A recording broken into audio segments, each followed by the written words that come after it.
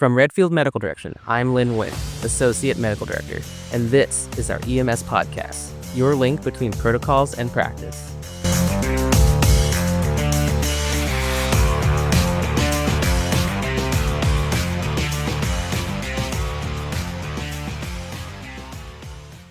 Welcome back, everyone, to our latest EMS Podcast episode. Last time, we left you off with a question regarding a medical control call where even I was confused. As a reminder, it was a patient who decided halfway through the interfacility transport that she did not want to continue transport. It was a patient with capacity and can make her own medical decisions. And so what do we do in that situation? Glenn, I think that was a great summary of that case that we had. And again, as you mentioned, I remember waking up the next morning with you sending me an email being like, what do we do in this situation? So I actually contacted some of my EMS fellowship buddies and actually shared the clip with them, obviously removing the patient identifiers and whatnot. And they all were kind of stumped and didn't really all have great answers as well as what the legal aspect of it is and what is, us as medical directors should do in this situation.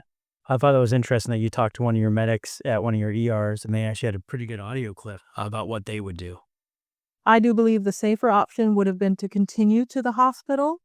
There's nothing I could have done or changed pulling over on the side of the road. That's not safe, in my opinion.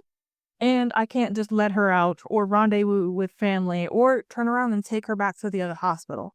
Since transport's already started, I would have definitely finished going to the next hospital, but I would have told the patient, I understand your decision to change your mind. You no longer want to be admitted. However, because I'm an ambulance, there's nowhere I can take you other than the next hospital.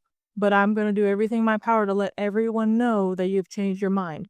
And from that point, I would have called the charge nurse, that patient's nurse, and my medical director to let them know this patient is stating right now she doesn't want to be admitted. She doesn't want to go.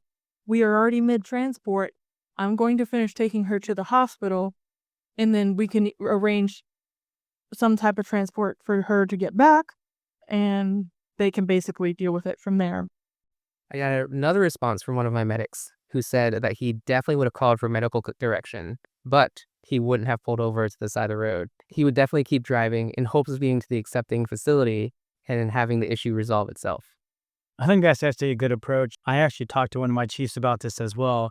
That's one of the things that he kind of stressed would be trying to keep on moving to a destination, whether that be your, accepting hospital or the transferring hospital. And one of the things I want to kind of take a note here and talk about was this is one of many cases we've had that have kind of been similar with this IFT transfer not wanting to go. And it was a common theme that they pulled over the side of the road.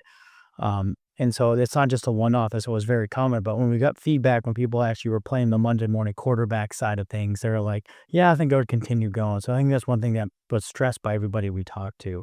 The second thing my chief kind of mentioned was, just try to clarify what she meant.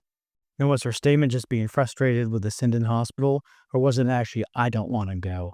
And lastly, as he mentioned, best thing to do is always consult your medical control to kind of put them on the hook for what's actually going to happen and let them be informed that there's a situation and see what they would have for advice.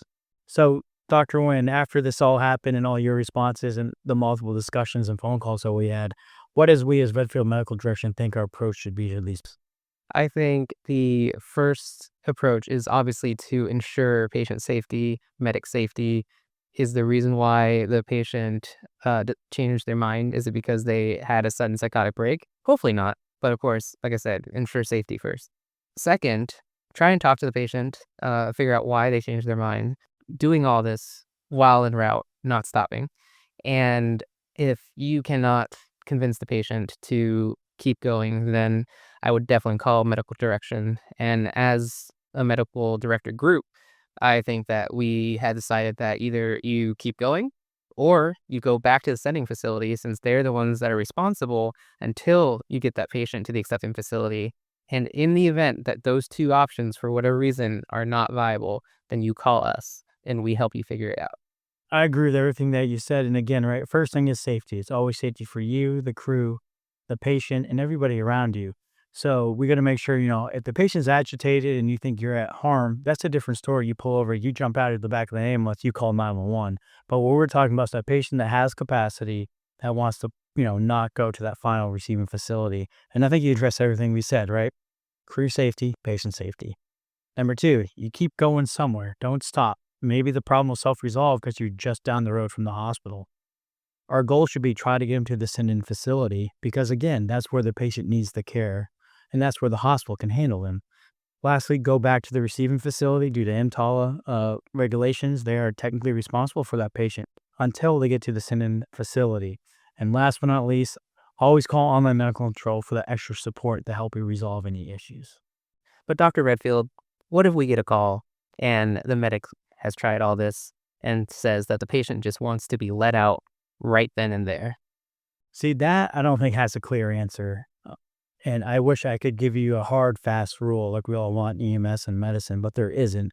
And that's why you have us as med control involved. We'll figure out what that solution may be. And it might be going to a alternative hospital that's right down the road, potentially somewhere that's a safe spot. And that's, but leaving them in the middle of the road in the middle of the night, especially in this case, is probably not the right answer. Like with any of these cases, there is not really a great answer, but there's several wrong answers that you could do. And there you have it. Thank you to everyone who submitted a response and contributed to this podcast. This was a production of Redfield Medical Direction. As always, reach out if you have any questions. See you next time.